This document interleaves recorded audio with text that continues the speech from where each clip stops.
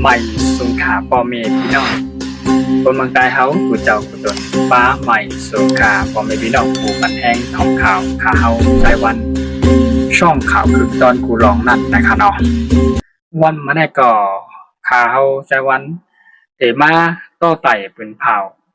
เดี๋ยวก็ไปลองเงาลายนอกมึงข่าวสารวันมึงนั่นนะคะเนาะที่เป็นปางตึกแลสุกยุงเลยตึกกันยื้อกันอยู่นะคะเนาะวันเมื่อในก่อแมนมาในวันที่22เดือนธันวาคมปี2เอง26นะคะเนาะแมนมาในวันพุธนะคะเนาะมาพบกันจอมขาเฮาในข่าวยามช่วงกลางวันนะคะเนาะกลางวันหรือกลางไหนคะเนาะกลางไหนที่เขาในยามกลางวันนะคะเนาะเมื่อได้ก่อข่าวสิแล้วมีหัวข้อข่าวเอาคือตอนเกี่ยวกับไปลองตั้งมึงอิหร่านและอเมริกันนะครับเนาะบ้านเราโดยลองอเมริกันได้ไหว้เสียอะไรมีปางตึกแหล่โทรศึกหลอดตึกกันหาแห้งไว้นะครับเนาะในยามพองเหลียวหรือเสียน้ำกาเมื่อวันที่20และ21มาได้อเมริกันได้ไล่โทรศึกหลอดตึก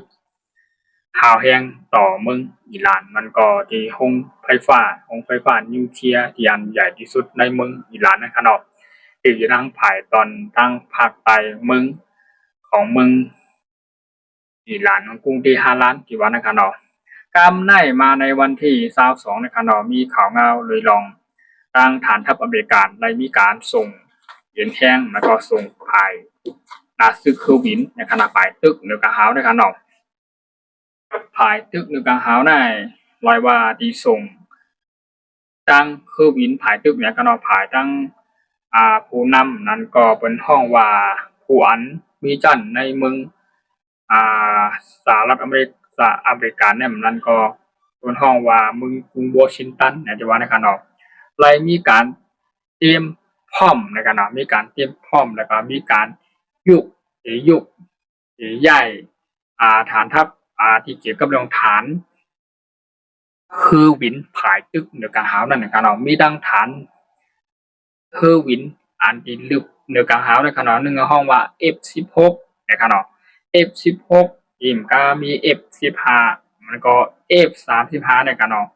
มี3เอ็นแห้งและ3ฐานทัพอันใหญ่นะครับเนาะโดยแต่ที่ยุคเข้ากว่าไว้ในยุโรปนะครับเนาะที่อันที่เสริมเอ็นแห้งเข้ากว่าในอองตีผังตะวันออกกลางนะครับเนาะพร้อมเปิดตาที่เตรียมพร้อมเปิดตาที่เตรียมรับมือและจัดการบนห้องขั้นเด็ดขาดในกำไทยของเราจัดการให้เสียจานี่นอนมีบาดังเฮอร์วินผายตั้งที่เติมน้ำมันหรือห้องว่าเชื้อเพลิงตั้งเหนือกลางหาวในกันเนาะไล่ส่งเข้าไปหลายลำในกันเนาะดูเสียเนี่ยมันก็กำไรลายมีผายตั้งภูมิพุนพรนั้นก็ผายตั้งภูมิจันทร์แลภูมิใบวนดงแหลนเกี่ยวกับเรื่องลองภูมิจันทร์ตั้งในเมืองอเมริกาเนี่ยก็ลายมาทัดสางบุญด้วยว่ากำไรที่อันอเมริกันมันก็ฐานทัพอินเทียงผายตั้งตึกนะคะโดยในสงเฮวินตา3ฐานทัพใน3อินเทียงในเข้ากับจู่ตูมกันได้มีดังฐานทัพ F16 F15 F35 เนี่ย3ฐานทัพในต่างได้เอาใจเฮือลำน้ำมันก็เฮือเตียนต่างเฮือวินเข้ากาปูปากลำมันที่ต่างเข้ากาแล้วเป็นเฮือสร้างพ่อลงนั่นขนอกต่างเฮือวินตึกภายในกระเฮาได้เข้ากว่าจำตู้เมืองอิหร่านติ๊กในขนอกอิหร่านติ๊กย่อมถับไว้ในข้าวคิววงในคณะกำได้ภายดังภูมีตั้งบ้วนดงแดนเขาบ้วนไปซัดสร้างได้ว่าอยู่ที่กองทัพเป็นแห่งอเมริกันได้ตั้งมดฐานทัพภายดังตึกเหนือกระหาวคือวินตั้งมดในคณะอยู่ที่ขุนปาธานาธิบดีขุนคุณธรรมนั่นกล้วยความที่สั่งเพราะว่ามีความที่สั่งมาว่าตัดสินใจมิวหรือแกว่าที่จัดการทัดลมแล้วก็พร้อมเปิดที่ขึ้นกว่ามันจึงพุงแมงมีในคณะพุงแมงมีพุงแมงเมานั่นเปิดที่ขึ้นกว่าหลอดตึกและจัดการอิหร่านกำเดียวกำซื้อกำเนิดขนมรับนำทางขนมกำไรภายตั้งภายตั้งตีอันกองทัพเอ็นแห้งอเมริกันได้และมีการเสริมเอ็นแห้งเข้ากันได้ แลใจคืออันต่างคือวินเขากับโอปากลำมันกาจูเนี่ยมันทำดีเกี่ยวกับไปลองในช่องแคบทะเลโฮมุดนั้นก็เข้ากว่าจำจูอีอันห้องว่าก่อคักนะครับก่อคักของเมืองอิหร่านเนี่ยเป็นอีอันหมอน้ำมันอันใหญ่และอันลงอันยากที่สุดนั้นก็อันใหญ่ที่สุดและอันส่งออกขายน้ำมันในส่งไรขายไรดีที่สุดต่างๆเป็นภาคมันมีป้ายบางมีของเมืองอิหร่านเงินดาที่เขาในเมืองอิหร่านนะครับนะเป็นบ่อน้ำมันอันใหญ่ที่สุดในเมืองอิหร่านครับเนาะครับในเปิดตาดีเตรียมการไปถล่มกันนะนั้นก็ไปเปิดห้องว่าไปปุ่มกำองตีเนี่ยไฮไลท์แบบนั้นก็เข้าส่งเอ็นแห้งนาซึกเกเปิดตาดีกว่าขึ้นหลอดตึกกันในไฮมันไล่องตีกันนะเนี่ยกุ้มกำไฮไลท์ในขนาดเนาะขายดั้งเบการก็เลยมีการเสริมเอ็นแห้งมาตาสีตั้งแต่มีการยื้อกันมากำในขนาดโปรแกรม7โปรแกรม8โปรแกรม9โปรแกรม10ขนาดกำเนี่ยยื้อกันนับหูผมคลายแต่เร็วหน้ากำนะอเมริกันได้ลืมกาฐานทัพอันตึกผ่านในกระหาวใน3เอ็นเฮียงใน F15 F16 F35 นะเพราะว่าไล่มาปมมือกันได้มาโฮมลมกันเอาแต่ไล่ว่าเป็นผงแมงมีอันวิเรียนกว่าเรียนมาเด็กกระหาวนั่นไล่ว่าติดเก็บตีค่ะนะอีหลานในจึงก็เอาเต็มอยู่ถึงว่าอเมริกันเขาได้มีการส่งฐานทัพเป็นแห้งเขามานำไหนภายดังอิหร่านก็ได้มีการมาตอบโต้โตบแทงยื้อเขาในเมืองอันเกี่ยวข้องเกี่ยวกับโดยรองที่มีฐานทัพอเมริกันนั่นจอดกว่าในภูมิภาคในเปอร์เซียนั่นอเมริกาอิหร่านนี่ก็ไล่จ้อยขีปนาวุธโดนหลายมิลนะครับเนาะเตียนตบเข้ากว่าแน่นั่นก็ไล่ว่ามีการยิงภายในกองทัพเป็นแห่งอิสราเอลมันก็ปฏิวัติอิสลามของ RGC ที่ว่านั่นก็เนาะมีการวุ่นไปว่าจัดการฐานทัพอเมริกันให้มันจอดหมดนะคือมันที่ลูกกลก้อยปั้งน้ำนั่นที่วุ่นจังไหนภายทั้งอเมริกันเนี่ยก็ขึ้นตอบโต้ก็ขึ้นเพื่อที่จัดการเนี่ยภายทั้งอเมริกันได้ไล่จัดการหนึ่งโรงไฟฟ้านิวเคลียร์อันใหญ่หลวงมันสร้างไปหังก็ที่จัดการและตัดจึกเส้นใหญ่มันแปดเลยเสียเนี่ยผมกล้าส่งข้อความถึงดังมึงกองทัพอิสราเอลนะขณะคุณนายกเป็นจามินเนทันยาฮูนะก็ให้มีการเตรียมพร้อมเตรียมรับมือไว้ในขณะเปิดตาที่หลอตึกพวกใครเพราะว่าไพ่เขียวปั๊บเนี่ยก็สูบใจคือวินพุงหูปากล่ำเนี่ยขึ้นหลอตึกไล่จ้อมไหนกล้ำในไล่วาเงาลายที่เมืองอิหร่านในไล่วาเป็นนำพวกใครย่าและสุกยุงหาวแหงไว้ค่ะเนาะพวกเนี้ยกองทัพมหาอำนาจมันก็อิสราเอลมันก็เมืองอิหร่านเอามึงอเมริกาได้เลยมาห่มมือกันแทงกำแต่ปล่อยทอกหมดแล้วกันนะอิหร่านเนี่ยที่เอาอยู่กำในเป็นที่คือเนี่ยก็อิสราเอลและอเมริกาเนี่ยเป็นอุ้ยดีกันอยู่แล้วกำในอเมริกาและอิสราเอลเนี่ยผู้เข็มลงมันก็น้ำปัดนึงก็อิหร่านอยู่แล้วมันก็ดีกว่าเลยล่ะมันก็ห่มมือกันมันก็เป็นห้องว่าเจือกในทงป่าหญ้าสายเดียวกันจึกเส้นเดียวกันไม่แน่วายปากมันกว่าตั้งไรก็กว่าตั้งอันเดียวกันเนาะไรว่าเป็นเจือกกอด2เสียงก็กว่าจำกันปัดขาดปัญญาไอซื่อกว่าจำกันจานให้มันเข่งจำกันนะขาเนาะโอ้ยดีกันว่าเนี่ยก็นางว่ามึงอิสราเอลนะคนะแล้วก็มึงอเมริกาได้ห่างกันเป็น10,000เหียงลักไม้ทะเลตั้งไกลมันขนาดยังมาเป็นอุ้ยดีกันต่อกันเทียงครอบในซิแลมีน้ำปางหลายตรงคนห้องว่ามหาสมุทรแอตแลนติกเหนือนะครับนะมหาสมุทรแอตแลนติกเหนือเป็นน้ำปางหลายทะเลลงแอตแลนติกเหนือนั่นการกลางมันมาอยู่คณะยังเป็นอุ้ยดีต่อกันค่ะอเมริกาในอิสราเอลในคณะเลยว่าหมอห่มมือกันเลยหมอเข้าใจกันเลยหมอตึงปางหากันเปิงอิงต่อกันก็หนึ่งก็เปิงอิงแทงตั้งหนึ่งก็เอิงเปิงแทงตั้งหนึ่งมีไผเลยเปิงกันเปิงต่อกันในขนาดเนาะก็ในสิเลยเป็นดีต่อกันเห็นก้าเพราะว่าภายตั้งเมืองหลายเมืองเนี่ยญาติโจมตีนะก็ญาติหลอดตึกเนี่ยเสริมเหมือนเฮียงเนี่ย2เมืองเนี่ยจอยกันเสียการแน่นอนเพราะว่าไล่ใจกองทัพเป็นแห้งภายทั้งเหนือกลางหาวทั้งอเมริกันก็ย่อทั้งอิสราเอลก็ได้ก็เลยโฮมมือกันตบอิหร่านได้แทงกำเนี่ยขลัดถึงแล้วค่ะนะปูน้ำอันปูนาลุงมันอาจจะกวายแทงก็ไหลหู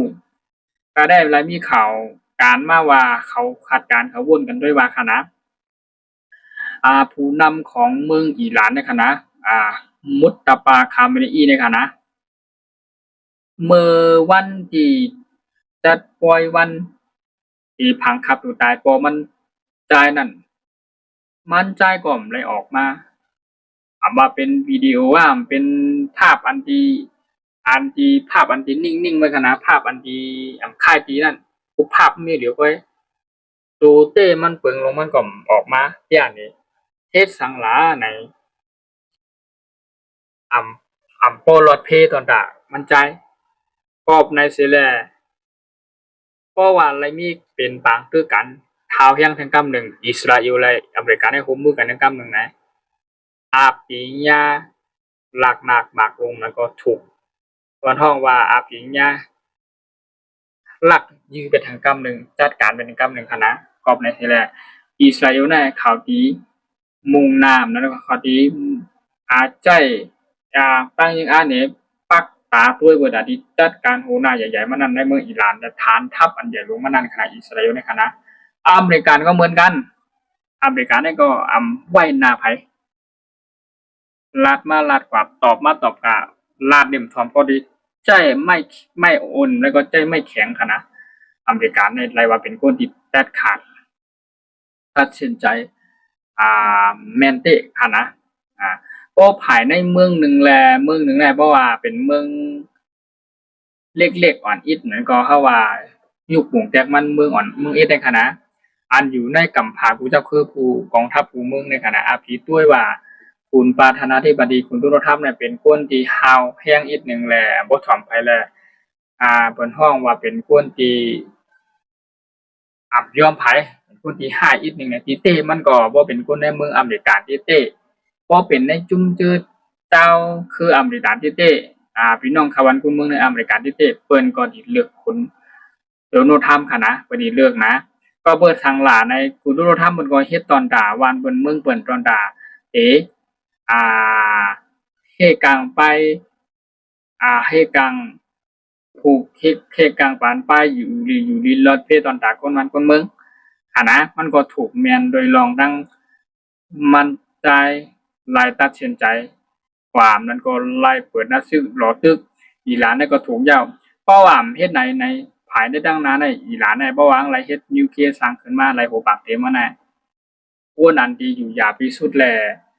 อันที่ขันใจแลการกล้าการขายไปบางมีพวกเมืองอเมริกันในก็ดีตู้ค่าอยากผืนแล้วก็มันดีสีเน็กเต็กเองแล้วก็มันดีจัดการกับเดียวคณะก็เป็นสิแลผู้นำอเมริกันในกูว่าในเปิ้นก็ไล่ฮิบจัดการเปิ้นยอมเปิ้นกูมันขึ้นมาที่นี่แหละมันสิเป็นโดยรองว่ามันบ่แม่นคนเมืองอเมริกันในขนาดเนาะพวกในสิแลบ่เฮามาลาดโดยรองทั้งเมืองอเมริกันและอิหร่านในอิหร่านก็มีหลายหลายมิวที่อันมาเปียมีตั้งบ้วนแลทัดสร้างตัวตาที่เอ็นแห้งที่แข็งแกร่งเอ็นแห้งที่ใหญ่กว่าและแข็งเขิงข้ามกว่าโกไผย่อมนาไหลย่อมกลมหูต่อไผในอิหร่านในไขว่าจริงแล้วก็มีอ้วยหลีของมันก็เมืองฮูตีว่าฮิตบอลลอวันเลบานอนจะน่ะเป็นอ้วยหลีของมันก็อ้วยหลีอันหมาอำนาจก็มีรัชชามันก็อาจจะมีดังพี่น้องเอ็นแห้งของทัพเขในจังได๋ก็โกริยาเหนือจะในขณะเป็นอุ้ยดีของมันกอบในสิแลมันก็เลยว่ามี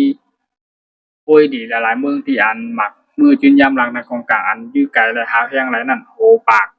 และโหเหงมาทะเลลักป้องมานั่นมีอุ้ยดีเมืองใหญ่เฮาว่าปีใหญ่เมืองราชาน่ะจะได้อาพีเข้ามาจ่วยอยู่หลายชื่อหลายมิวขนาดที่เขาเปี้ยนนี่ลองตั้งอธิปองมันขนาดเนาะเพราะว่าเป็นตั้งเพิ่นฮ้องว่าเป็นตั้งเก็บเสื่องของเมืองอิหร่านค่ะเนาะหิมเปี้ยนนี่ก็บ่ได้สิแลมันก็กูอเมริกันกูอิสราเอลมันก็วนว่ามันเป็นคนที่อันลุ่งแดนแห่งกายแล้วก็มีปีใหญ่มาถึงเมืองราชานั้นก็เมืองอินแห่งกองทัพเจ้าคือเขน่ไล่ไปอ่าอีบันลังอยู่เข็มลังนาของกลางกุมิวนั่น เป็นมีอยู่นะแต่มันก็มาเปิดผ่าปองแรงแจ้งในไผก็ในเสรีอิหร่านเนี่ยมันโกไผตอนหนังอเมริกันในกูเมืองเนี่ยพะดำฮัดแข็งฮัดต้าฮัดมีปัญหาเจ้าอเมริกันค่ะหรอในเสียแห่งซึบในกำผาในคณะมันเมืองเดียวนะคะมีเหมือนห้องว่ามีป้ายวนเนี่ยป้ายสร้างมันก็ฮ้อนว่ามีตั้งใครเฮ็ดเป็นผู้เข้มตัวอเมริกันได้มีเมืองอิหร่านมีเหลียวคณะพบในสิแลปางตึกเลยเงาลายมือเหลียวในมันก็เลยเฮ็ดให้เจ้าหึงกว่าตึกกันมาเป็นหัวเรือนมันย่อมไว้พอเกี่ยวกับไปลองตีกว่าที่เปิงของมันเต้ๆก่อนลองเลยลองนิวเคลียร์กันนะอเมริกันเนี่ยมันย่อมขนาดอิหร่านเนี่ยมันก็มีย่อมตกลงมันก็มีย่อมกลมหูบันไผนั่นน่ะย่อมถ่อมไผนั่นน่ะเขาว่าเขาแจ้ก็โผไผหมอกนายบอยรุ่นสุดมาก่อที่เข้ากับอุปังกุงอูกันก็ไล่ย่อมไว้กำรุ่นสุดมาก่อที่เต้ๆเปิงลงมันก่อน1หลอดตึกโทรศัพท์จัดการกันโตบการเป็นรับขับนักของใจอุ้ยดีเขามาจอยก็เพราะว่าตั้งนานในตั้งอิสราเอลและอเมริกาในผมมือกันแท้ก็มึงได้อิหร่านในรายวันรับขับและเละเป็นนักของไพ่กำเหนียวขนาดพบในซิแลเกี่ยวกับเรื่องเงาลายในข่าวนอกเมืองในไล่ว่าเป็นที่อันดูและติดตามขนาดผมมีพี่น้องก็มึงได้ครับผู้เจ้าผู้ตนผู้ป้าขนาดเพราะว่าผู้ที่อันมีตั้งวาสนาป้าวาสนาสนใจติดตามข่าวสารวันเมืองและเกี่ยวกับเรื่องเงาลายนอกเมืองนั่นไหนมันที่เฮ็ดให้เฮาได้ฮู้เข้าถึงโซเชียลมีเดียในกำผาและในวงวางและย่ามพ้องมาเหลียวเนี่ยมันเป็นจึงหือกำผาเฮาได้มันเป็นกันจึงหือเงาลายนอกเมืองที่เป็นคลิปเพิ่นยื้อกันนั้นมันเป็นจึงหือกว่านั้นน่ะที่ได้ฮู้ค่ะเนาะหนังคือพ่อแม่พี่น้องคนเมืองใต้เฮาผู้เจ้าผู้ตนผู้ป้าผู้ก็ผู้คนหนุ่มหายใจยิงปานหน้าลุง3 บาท7แสงน้องยิงน้องใจพอเฒ่าแม่เฒ่าบอกแม่เฒ่าผู้ก็ผู้คนค่ะเนาะหนังคือพอสิได้ติดตามข่าวสารบ้านเมืองคือตอนยามตันนั่นนะคะเนาะข่าวใจวันช่องขาดผู้ต้นผู้รองแล้วก็จังเลยเอาหัวข้อข่าวเกี่ยวกับเรื่องเงาลายนอกเมืองที่เป็นเงาลายบ่แค่เชี่ยมเลยอเมริกันได้ใจอะไรเสริมเอ็นแห้งนาซึกแข่งเอ็นแห้งนาซึกภายตึกเนี่ยก็หาได้เห็นเปิดตาที่หล่อตึกจู้อิหร่านในตั้งนานเนี่ยนะคะเนาะเป็นข่าวเงาที่อันผู้เมืองเลยปักตาไปด้วยกันนะคะเนาะเมื่อใดก็เป็นข่าวเงาเกี่ยวกับเรื่องอเมริกันและอิหร่านนะคะเนาะอเมริกันไล่ใจแถมเป็นแห้งนาซึกภายตึกเนี่ยก็หาที่เขาจู้หล่อตึกอิหร่านแห่งกำหนึ่งนะคะเนาะในวันไม่ได้ก่อข่าวจะวันช่วงกับคุณต้นคุณลองยินชมขอบใจพ่อแม่พี่น้องเฮาเขาใหญ่นำกูจะผู้ตนผู้ป้าที่เข้ามาปั่นเห็นปั่นแห้งข่าวเฮาในช่องข่าวคุณต้นกูร้องนั่นในขณะสังเจอว่ามีข่าวเงาใหม่ๆจึงหือในก่อข่าวตีไล่เอามาต่างลงปั่นกว่าตั้งเนื้อข้อง YouTube ของข่าวเห็นกาให้พ่อแม่พี่น้องเขาไล่ติดตามข่าวสารคือตอนยามตันนั่นในขณะข่าวก็ดีมีตั้งขัดใจตั้งยังอาเสตอนตาพอมีน้องเขาหนังเขาจะได้ติดตามข่าวสารวันเมืองและถ่อมไรด้วยไรยินนั่นนะคะเนาะเป็นภาษาความใต้ความลาเท่าผู้ปากเต็มนั่นนะคะก็ไล่เอามาวิเคราะห์ทัดสั่งเตรียมหมายจดอ่านเป็นห้องว่ามีตั้งหูอิดอ่อนพอตอนหนึ่งซึ่งหือหนังคือพอมีน้องเขาพอจะไรถ่อมไรด้วยไรยินไรหันนั่นนะคะก็แต่เอามาโต้ไต่เป็นผักลาดในปันในการเกี่ยวกับเรื่องข่าวนอกเมืองอะไรนอกเมืองนั่นนะคะเนาะแต่ว่าไม่ได้ก็ยินจุ้มขอบใจใหญ่น้ำนะคะเนาะอย่าลืมเข้ากาเด็กไล่เด็กแรกคนอีกบันข่าวหนังคนที่ได้ติดตามข่าวสารเมืองนั่นนะคะเนาะมีข่าวเงาเรื่องใหม่ๆเขาได้มาอัปเดตลงบนทางไหนแทนกันหน้าแต่ว่าไม่ได้ก็ข่าววันทางไหนในการเอาไปสู่ก็ข่าวจะบวกกับการไปสู่